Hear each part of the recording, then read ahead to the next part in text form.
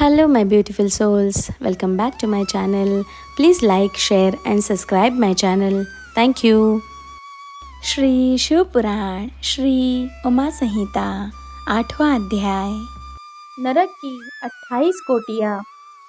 सनत कुमार जी बोले, हे महामुनि व्यास जी, जब यमदूत पापी मनुष्य को लेकर यमलोक पहुंच जाते हैं तो वहां चित्रगुप्त पापियों को फटकारते हुए कहते हैं, पापियों, तुम अपने जीवन काल में सदा पाप कर्म करते रहे हो।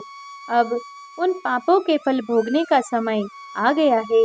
इसी प्रकार पापी दुष्ट राजाओं को डांटते हुए वे कहते हैं कि राज्य का सुख मिलने पर तुम अपने को सर्वस्व मानने लगे और इसी घमंड में मदमस्त होकर तुमने अपनी प्रजा के साथ बहुत बुरा व्यवहार किया और उन्हें अनेक तरह के कष्ट तथा यातनाएं दी। उन बुरे कर्मों के पाप मैल के समान अब भी तुम्हारे शरीर से चिपके हुए हैं। तब यमदूत चंड एवं महाचंड उन पापी राजाओं को उठाकर गरम गरम भट्टियों में फेंक देते हैं ताकि पाप रूपी मैल जल जाए और फिर वहीं से उन पर वज्र का प्रहार करते हैं। इसी प्रकार की यातनाओं से उनके कानों से खून बहने लगता है और वे बेहोश हो जाते हैं।